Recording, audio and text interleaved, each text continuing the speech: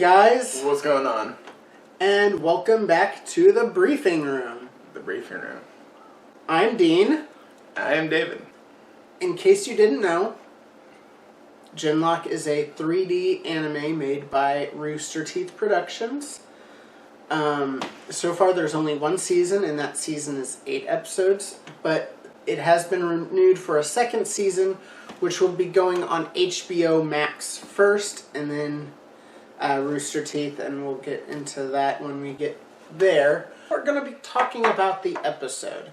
We're kind of going to break down each story beat. I have notes here. He does not have notes. I don't have notes. He's not prepared like I am. I'm not much of a note taker. And he's the one that's almost completed college, and I'm a college dropout. But that's not important. So we're gonna break down each story beat. We're gonna kind of I've watched meticulously and paused and looked at certain things.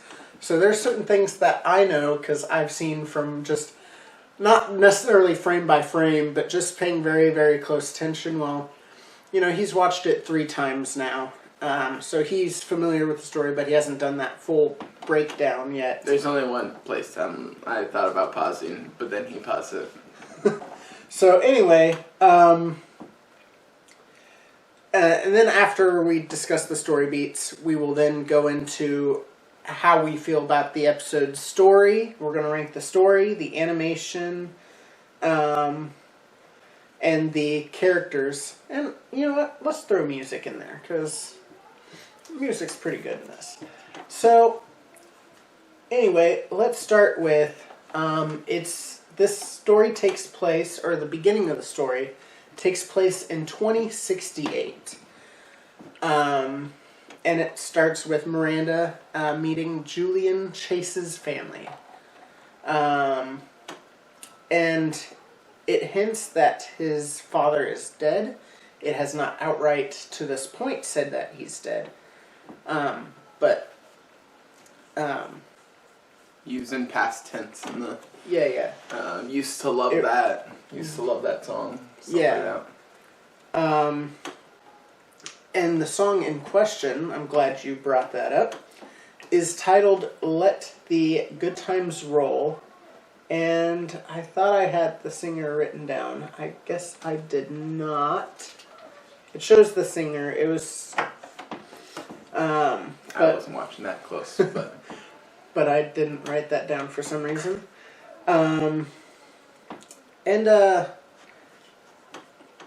What did you think of this particular scene? I thought it was good. I definitely liked a little bit later when the little sister gets pulled away, the VR, the live streaming thing. Yeah. I was also thinking it would be really cool if so they had outlines of people in the live stream when it kind of looked into her eyes. I'm like, that would be really dope if that represented one person from each live stream. I actually have it written here in my notes. Live stream singing simulator. Yeah. So that was really cool. Kind of hinting. You don't really know until the girl kind of fades away that they're holograms. It kind of hinted at it with making the food. He's like, "Oh man, you're killing me."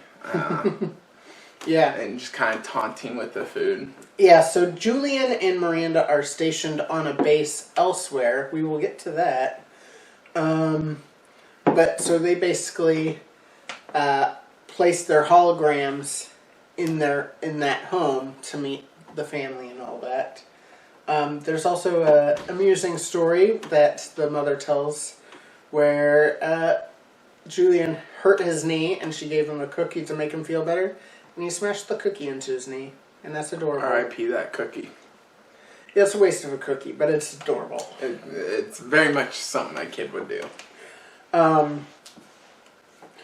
So after he and Miranda, Julian's the boy. After he and Miranda leave, leave the home, stop their simulation, whatever it is. The polity gets attacked. The polity is stationed in New York. It gets attacked. Now, it doesn't really discuss the polity at all in this episode, but I'm assuming the polity is government. Yeah. They kind of are talking about it. And in the speech that this woman is giving, she is talking about withstanding the Union. So what is the Union? What is it about? Do you have any theories yet based on the first episode? Not really. I mean, it didn't get too much into that. So, because New York is attacked and the polity is attacked, Julian and Miranda's superiors decide to retaliate. They are in the military, which is called Vanguard. So, a little Destiny reference, maybe. I think we mentioned that in the reaction. Like, I was like, Vanguard. Oh, Destiny.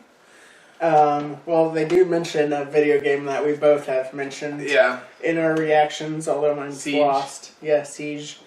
So my question is the Vanguard, and this is kind of coming from Star Wars a little bit too, is the Vanguard contracted by the polity, or did the polity just decide to name the army Vanguard and just consolidate, because this is clearly America since it's New York. It's future day, so did they consolidate the Navy, the Army, and the Air Force, and the Marines, and all of the different corps? Did they just consolidate them into one and just give a new name, the Vanguard? I don't know. They don't really go into that in this, but that's interesting. And I'd like to know. We can go into our theories about all of that later also. Let's see. Oh. So the forces reach New York. And the Striders, which are these AT-AT looking things with two legs, chicken walkers. Yeah. They drop down and they notice that the trees of this park are withering away. And they said it was weaponized nanotech. Which, have you watched very many things with nanotech? No, not at all. So, everything I've seen with nanotech, and it makes sense because it's nanotechnology. Everything I've really seen about nanotech is it affecting technology, not necessarily biological matter. Yeah. But in this case, it does affect biological matter. Yeah, who knows where we'll be in 48 years. Yeah, I mean, that's fair. I mean, we don't even really have nanotech necessarily, because nanotech is like microscopic. Let's see. Apparently nanotech can also, in addition to attack biological matter, it also shows in this fight that they can shield against missiles, and this is just headcanon, and again we can discuss theories and so forth later. But at one point this guy is holding a Union emblem. Like, he has this little leather square with the Union emblem on it. And he's holding it, and the nano goes right above him while attacking the rest of the people that don't have this emblem. So is it operating on a radio frequency type thing? Could be. That's something I have here. Note, operate on frequency ? And then it kind of is worth mentioning, we kind of talked about it being the U.S. But one scene we kind of paused it because they were flying over a map on their way to New York. and the states were much different. Yeah, they were definitely not 50 states. Yeah, they definitely were much more. The U.S. is definitely broken down a lot differently. A lot different. But thank you. Because I added this to my notes later, I don't actually have that. So where they were flying from to go to New York. Again, because the states are a little broken down a little differently, it's hard to tell. But they are stationed somewhere in the Oklahoma, Kansas, Missouri area. Somewhere in that part of the U.S. Is what it looks like. And then, so they're doing this fight. Chase and I'm assuming his CEO are fighting these fighters. The rest of their squadron have been destroyed. They're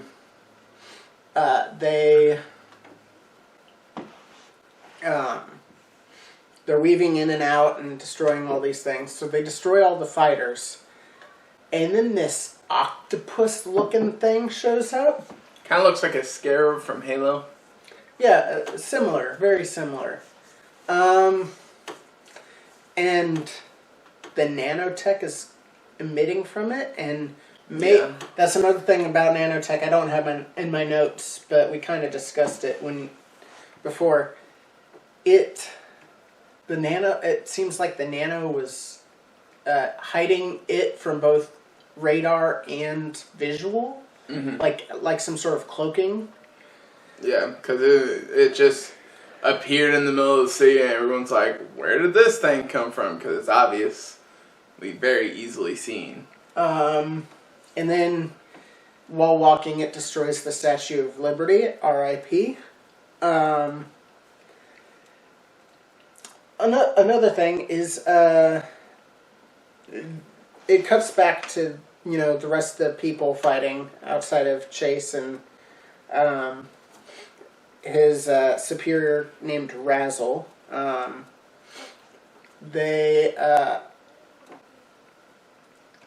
it shows, just randos fighting the Union. And they have a robot with them that's assisting them in their fighting. And one of the Union soldiers just pulls out like this little tablet and taps a button, and it hacks the robot so that it turns on them like Order 66 style. So that's interesting. Yeah. So Razzle then asks for permission to use an ESD, which... Do you know what ESD stands for? No. There's actually an ESD in the real world that somewhat is applicable. Somewhat. So, ESDs in this seem to operate in the same way as... EMP? Yeah, an EMP. Okay. I was kind of picturing EMP. I just thought they changed. Yeah, which EMP stands for electromagnetic pulse. But ESD is also something that's real world. And it stands for electrostatic discharge. Okay. Which does, in fact, destroy technology. When you're working on computers, be very careful of ESD. Yeah. However, I don't feel like it can be weaponized like an electromagnetic pulse can be. So I'm not sure why they didn't just go with EMP. But that's what I'm assuming is they're going for the actual fancy. ESD. Yeah. More futuristic. And so she's given permission to use the ESD. And the octopus thing fires at her ESD, causing it to prematurely discharge. I know the feeling. And she blows up. At that point, they are ordered to retreat. But Julian Chase, all heroic like, played by Michael B. Jordan, my man, decides to launch the ESD. His ESD, disobey orders. And what he did to prevent it from being attacked, he actually stalls with the ESD facing opposite of the octopus thing. His wing gets shut off, and as he's falling, he then aims it right at the octopus thing, which shuts it down. And apparently it was controlling the nanobots, because as soon as it shuts down, the nanobots all start falling. But he happens to fall into a mist of nanobots that hadn't been deactivated yet. So, 4 years later. 4 years later. So this would be, if it's 4 years later, this would be sometime in 2072, according to the opening, which said it was 2068. I'm assuming my math is correct? Yeah. I don't know. I'm not good with math. Anyway, so in their base, which they do reveal later in the episode, I believe, is called the Anvil, is what they're calling it. Pretty cool name for a base. Yeah. Decent name. They have a memorial for the Battle of New York. And it shows Razzle, it shows Rando 1, 2, 3, 4, 5, and then it shows Chase. Are they labeled Rando 1, 2, 3, 4? No, they 5? they actually have names, but I didn't want to write all the names down. That's fair. I did pause it to see. So one thing Rooster Teeth likes to do is anytime there's names, like they like to put their own names. I mean, I say Rooster Teeth. Animators in general love putting their names where they can. So I was looking to see if there's any of the animators that I know of, or staff that I know of, in the memorial. I didn't recognize any of them. Doesn't mean anything.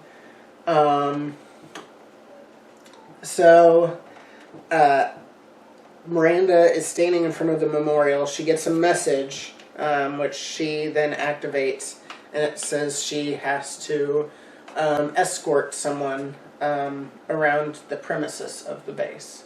Is the gist of what it says. And she kind of rolls her eyes and keeps walking. But you notice she has a scar on her eye now. I don't know if it's this eye. I can't remember. Yeah. I didn't pay that close attention. I think it was this eye. But she has a scar on her eye. Anyway, do you have anything to say about the next scene? Next scene, let's see. For one, I like Miles. The character played by Miles. Oh yeah. Yeah. I forget. Migas is what his nickname is. I forget his. Yeah, but just his banter, his character. I'm just like, that's me. Like at one point, he's like, when he was talking about Siege, he's like, "Yo, so we gonna play Siege?" Or like, what? And then he just says something, and she's like, "You gonna be ready?" It's like, name one time that like I let you down. He's like, you know what? Don't answer that. Yeah, he's like, don't answer that, and then it mocks her. You know we have a sword issue. Classic. Yeah, he's a great character and perfect actor to play him, Miles Luna. Yeah. So, my favorite part of this next scene. Well, I have two favorite parts. I know that's cheating a little bit, but I forget his name.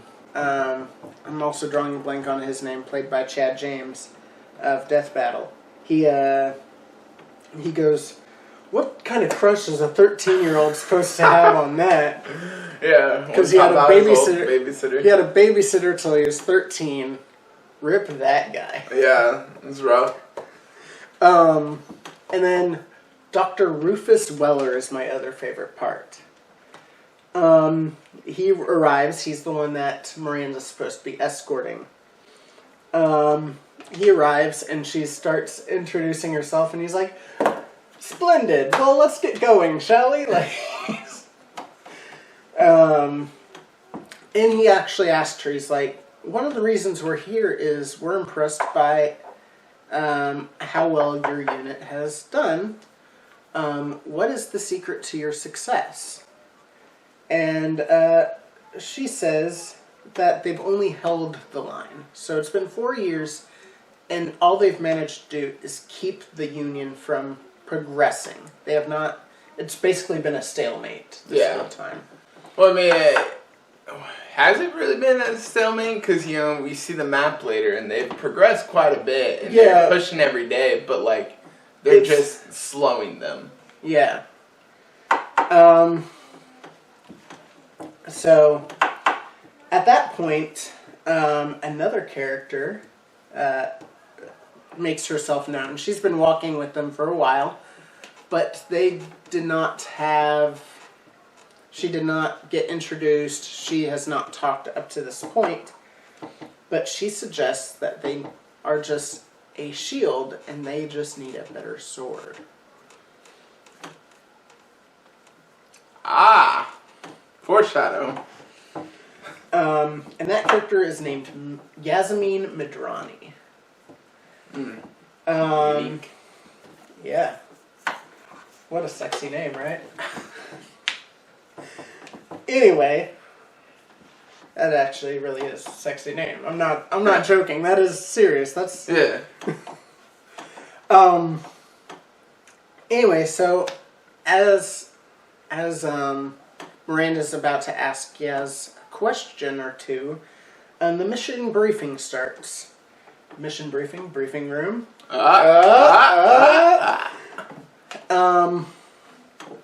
And so they mentioned that there's a refugee underground railroad, which is interesting, especially in these times where we're having civil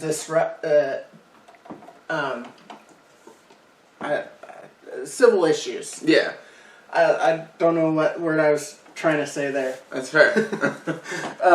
Anyway, so it's interesting that the timing on us watching this episode. Now, this episode came out before all this, all these. I mean, there were issues before, but now with social distancing and these issues, it's really come to a head. And this came out before then, but anyway, Underground Railroad, nice. Yeah. But common idea. So the Refugee Underground Railroad has made its closest stop that it's ever made thus far. And it's like right on the border of Union and Vanguard territory. So they approached the Union polity line to help these refugees get across the line. Excuse me. And they are attacked by the Union. The Union was waiting to ambush them. They even talked about there being it being a giant field, and how they can see the enemy coming, and then they don't see the enemy coming at all. Yeah. Anyway, the Striders. I should put that down. I'm making too much noise. The Striders really struggle with this attack. No, not great. They did not do good. It's amazing that they held the line because they dropped. Oof.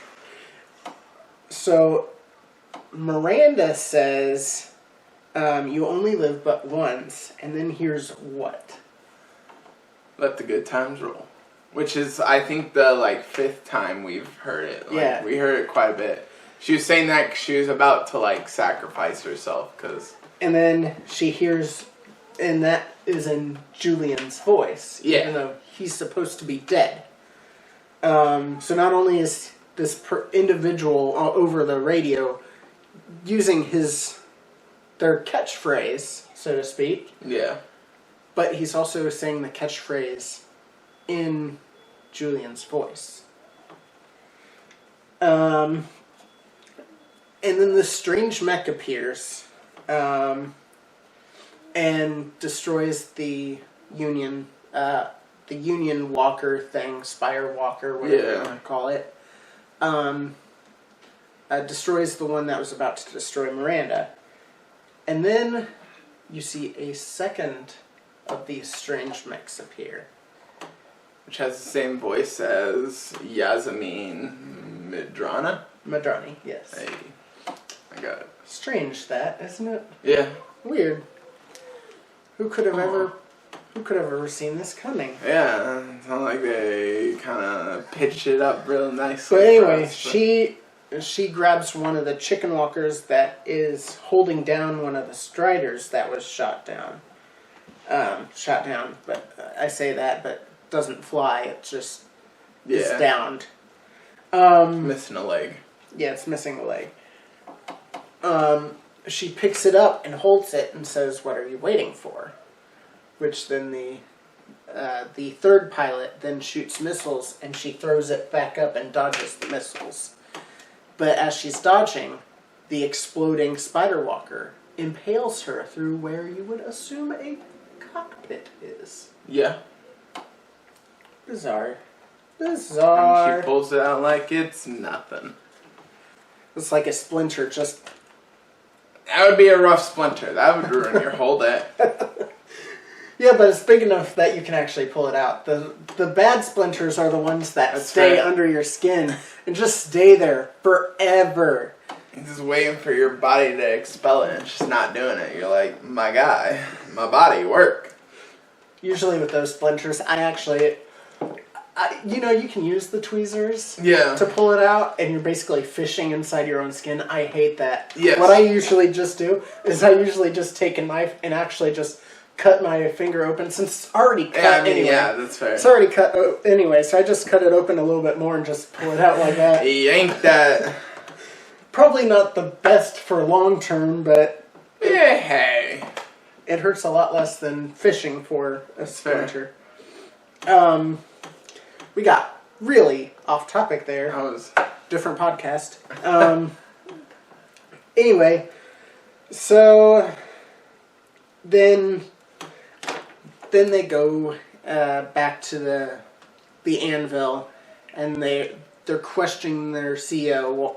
What were those things? They didn't have cockpits. They're not drones because they tried to hack. You saw that. Yeah, and you did see them. Yeah, they used that tablet thing to try to hack it. And then it reveals Chase is actually alive. I don't know if you can hear that. I said Chase is actually alive. I shouldn't whisper. I shouldn't whisper when the camera. Yeah, you kind of like faded in hologram like, so like you don't know fully if it's him because it's a hologram, but like something with him is still there, and that's when it ends. Then it has a really dope cutscene, or like a dope intro. Outro, yeah. Well, that outro is actually the intro. That's one thing Rooster Teeth loves doing, is they love doing... The first episode is the full episode, and then the intro. Yeah. And then from then on, that's the actual intro instead of... Anyway, so... Let's get to the nitty-gritty before our review. We'll kind of break down some of the other stuff as well. Now... This will affect my score a little bit, but there's like this little bit of a jolt while watching this show. You get used to it as the show goes along, but it was a lot. There was a lot of complaints about it when they were just showing the trailers, and it almost seems like it's skipping almost. And and that is because. Certain scenes, mostly the slower scenes, are using a 3D animation technique called on-twos.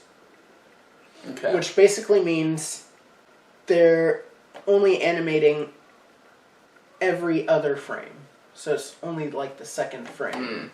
So you get a frame of just still. And it's to kind of mimic a 2D style. It's what my research has told me. And then the fights are mostly on ones, which is animating every frame,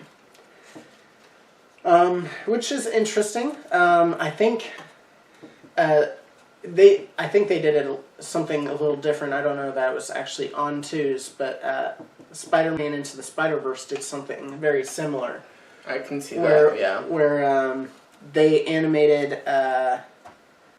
what's his name? Not Peter Parker. What's the Miles? Miles Morales. Miles Morales. Thank you. Miles Morales in that movie is actually animated at a different frame rate than everyone else, and it's not till he actually embraces himself at the very end when fighting Kingpin that he's actually animated at the 60 frames or whatever. I think he's animated at a different frame rate throughout the movie until the very end when he finally embraces his spider powers and goes all in, and then he's animated at the clean frame rate. I think it's a little bit different than what they did here, but it's a very similar effect is basically what I'm saying. And again, because that takes a little bit getting used to, I did dock it a little bit for that.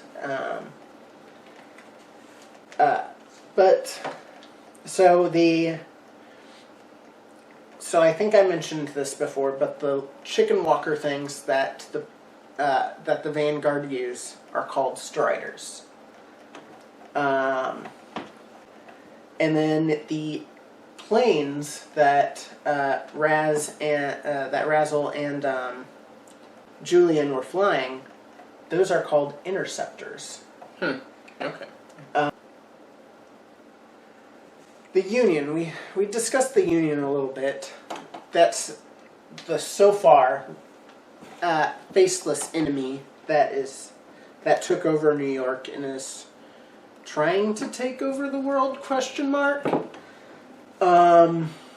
They actually before the battle, or maybe it's at the very start of the battle, you actually see a bulletin, like in New York. You know, they have those video, not bulletin, billboards. They had a video billboard that says, "We can lead the world without compromise. Union of the 4th." Okay, I remember seeing that. I didn't catch the Union of the 4th, but yes. But so is that their, is that their motivation? Because so far, I mean, it's the first episode, to be fair. So far, we don't really have a stated motivation of the Union. We've heard from the lady at the polity before the polity gets attacked, talking badly about the Union and how, and we've heard, and all of our heroes that we've been introduced to so far have been against the Union. But we haven't actually seen anyone in the Union, like their face or anything like that. So is that their motivation? Is they want to lead the world and have it all be under one voice, basically, without compromise. So it's just going to be one voice making the shots, like a dictatorship. Is that what they're going for? I don't know. Maybe. It's possible. So like I said, the anvil, the base that they're stationed at, appears to be in the Kansas, Oklahoma, Missouri region. I don't know. I said what I said. Region. Gen Lock. So it's we kind of were just we stopped it at that point is how we figured it out. We stopped it at that point, and then we pulled up a U.S. map and kind of compared the locations, and it's definitely somewhere in that area. It's hard to tell because the states are broken up differently, as we've mentioned before too, which is kind of weird. Yeah. Anyway, so do you have any theories that you want to get to or anything like that? Not really. Can't think of any. It's kind of early on. Hard to Okay, so what do you think is going... I know you've watched the first episode or the second episode once. You've seen the first episode 3 times now in preparation for this podcast.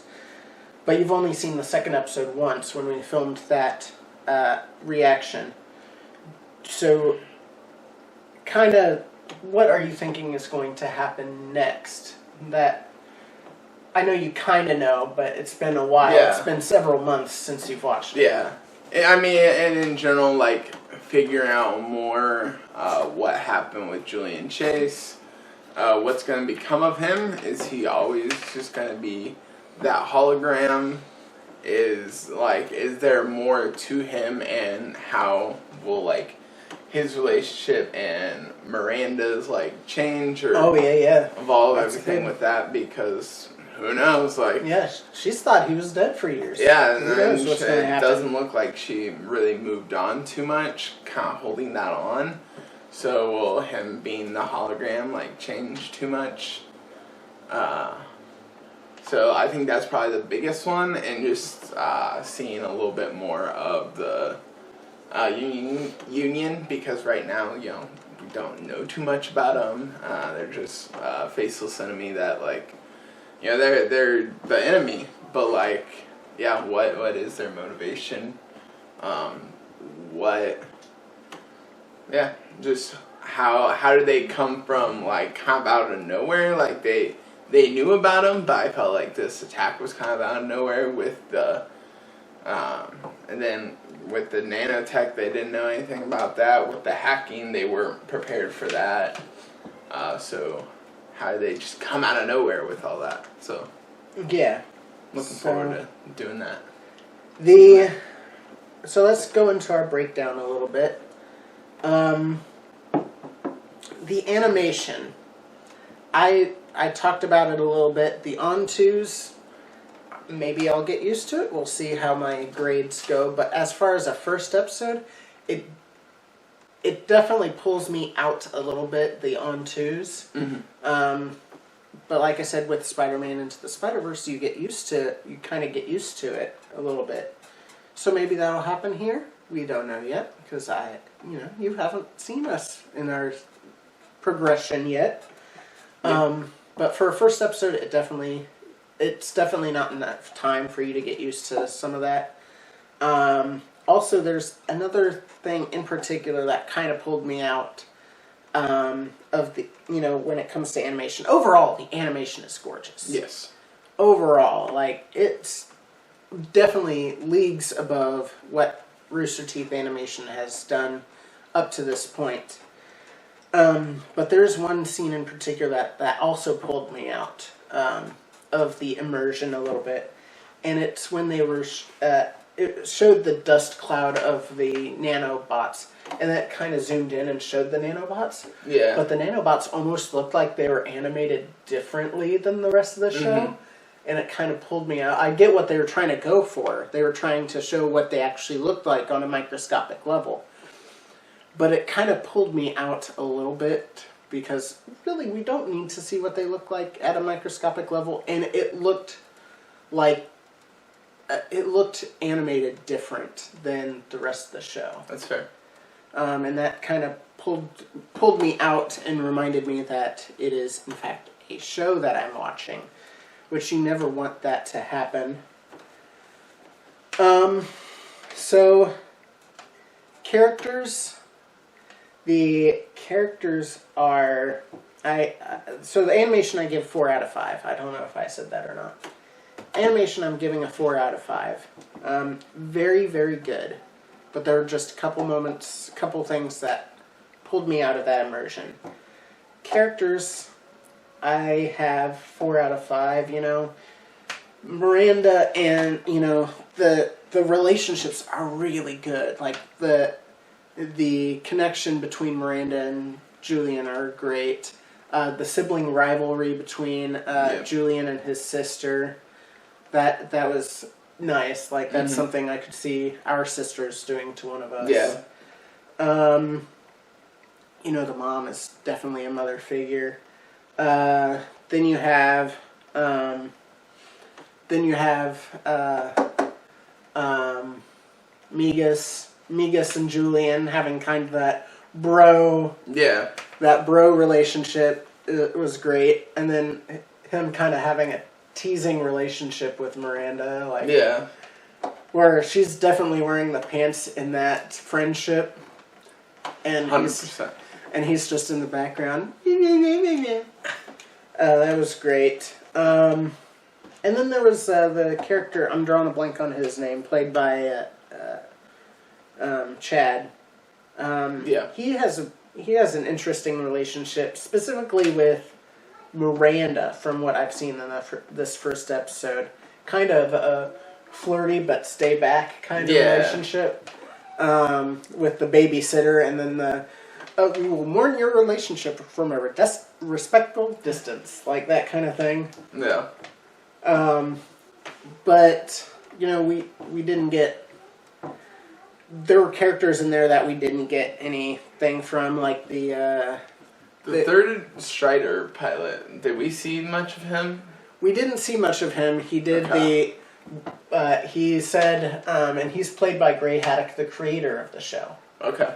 And he goes, slumming it with us lowly walkers. Okay. Man, have the mighty fallen. And then, shut up, the two of you. The game is on. Yeah.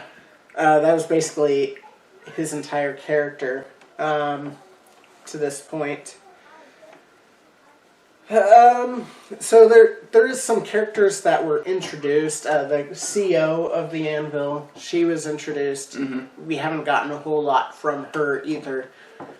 So we got introduced to several characters, and I'd say about half of them got really good, not necessarily development, but really good introductions. Yeah. We know what they're about. We know, how they connect to the other characters and kind of their personalities. We got a good glimpse of that. And there's other characters they got introduced. We don't really know anything about them. So I'll give it a 4 out of 5. Really good character introductions, just not all there. Mm-hmm. And then the episode story, I think this episode did a really good job. Outside of, obviously, we don't know the motives of the bad guys. Yeah. But you don't necessarily, you definitely don't want to blow your load too early with a story either. Mm-hmm. So as long as we get motivation at some point during this, first season, we good. Yeah, we good. We Gucci. So we didn't get that, but you don't necessarily want that in the first episode either. So that's fine. I'll give them a pass on that. But, we know what the goal is. The goal is to keep the Union, push the Union back. Keep them at bay or defeat them entirely. That's the goal right now. We got they introduced stakes. Mm-hmm. People died. A lot of people died. There's that one Strider pilot that couldn't seal up his Strider in time before the nanobots got him. And you show him die, really fairly brutally for what I would consider a Rooster Teeth show. There are consequences to these actions. It shows citizens dying, Mm-hmm. So the stakes are there. We have the motivation for the heroes, not necessarily the villains, but the heroes. And we kind of got, we established quite a bit of the world. We have the polity, which is the government, the vanguard, which is the government's army, and then, of course, as I mentioned before, the Union. So there's a lot of pieces there. It's a very good introduction episode, I would say. Yes. First episodes generally are not the best story-wise, which is why we normally would have a overall story, category. So episode story, then overall story. Since we don't, we're combining them in this, since we don't really have an overall story to compare the episode to. How does it compare to the overall story? So the episode story is the overall story in this case. And I would say I'll give it the benefit of the doubt. Like I said, there is a couple things, but story stuff is a little bit harder than what we discussed with characters and animation. So I'm giving it a 5. And then the music was really good in this. I'm giving the music a 5. Like, I really enjoy the soundtrack so far. So I'm giving it a 5.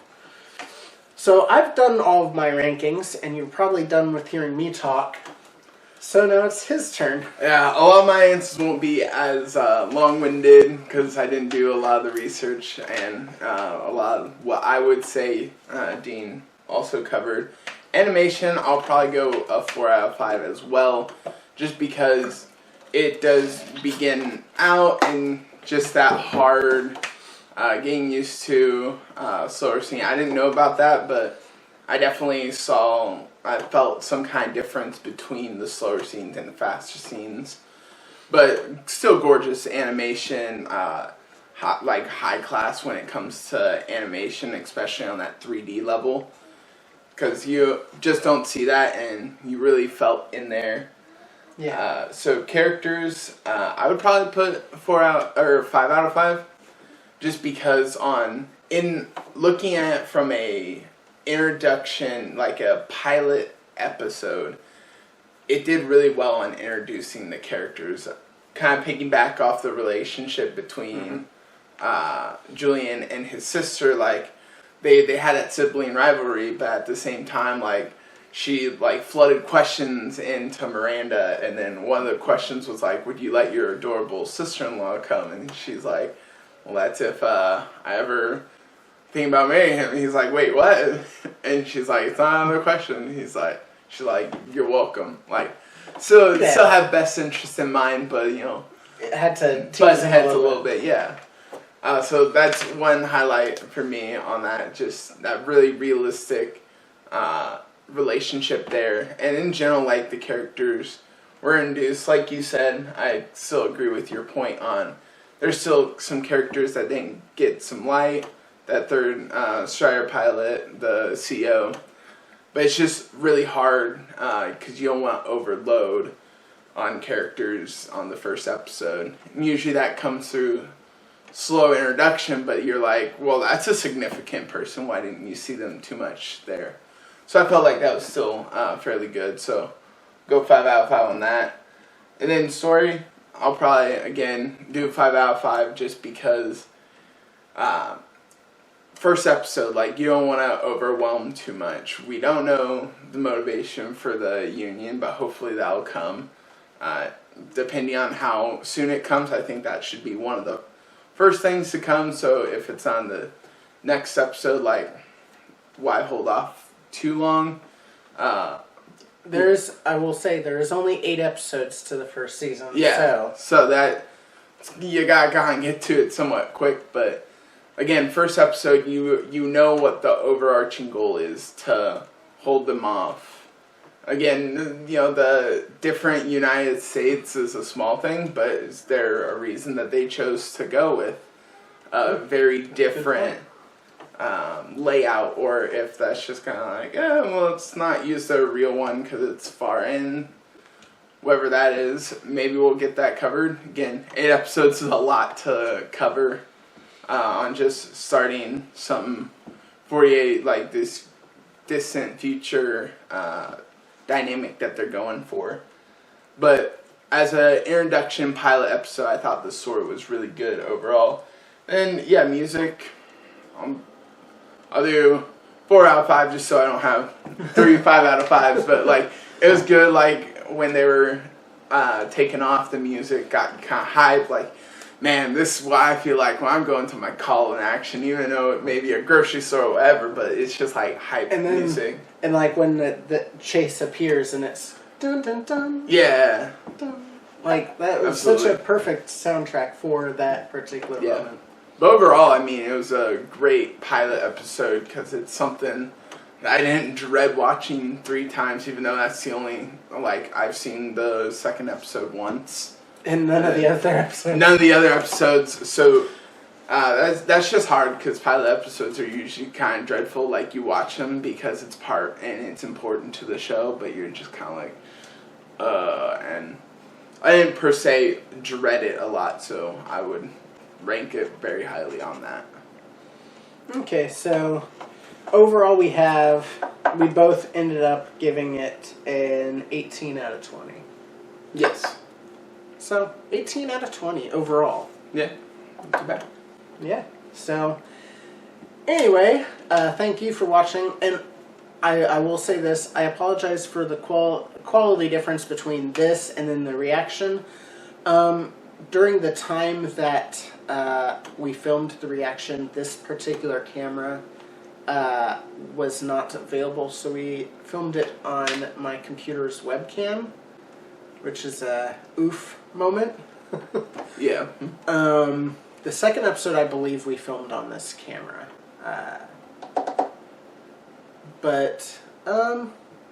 Yeah, so there's that. And then if you have any suggestions on things you want us to change on this podcast, obviously this is really the first podcast we've done, and we really haven't done all that much together. We did our so in case you haven't watched all of my videos, or you haven't seen him in any of my videos, he's actually been in quite a few of my videos. We did a March Madness thing where we ranked things, which maybe we'll do next year for Genlock. Nice. Something related to Genlock. Or maybe something else. Who knows? But I used to, like, my first 2 or 3 years of this channel, every March I would do like a March Madness. It was 16... It would be 16 brackets. It would start with the Sweet 16, and we'd go from there. The first one, I was definitely trying to clickbait, and I was doing sexiest characters from Zelda and Robotech, since I was playing Zelda at the time, and covering Robotech at the time. And then coolest mecha from Robotech. Right. So you can definitely see how shallow I am, and I forget what else we did, if we did anything else. But he's been part of the March Madnesses in the past. And then he also did a Shadow Chronicles commentary with me, which is something we did, and I've been debating doing something along those lines again. We just basically turned on Shadow Chronicles. We were like, alright, hit play in 3, 2, 1, and then they would hit play at the same time we did, and we would commentate over the movie, basically. So you would be watching the movie and hearing us talk about it. So anyway, he's been in several things, but we've never really done a podcast format, so per se. So if you have any suggestions, we'd gladly take those. Absolutely. For format-wise and all that as well. We'll take it into consideration. If you like this video, hit the like button, hit subscribe, hit the bell for notifications, bing, so you are notified anytime we post a video like this. We also have a gaming channel. So check that out. That's on the X of Plays. And if you like those videos, please do the same. Like, subscribe, notify yourself. Ding! Am I forgetting anything? I don't think so. Alright, well, Thank you for watching. thank you for watching, and I'll see you guys next time.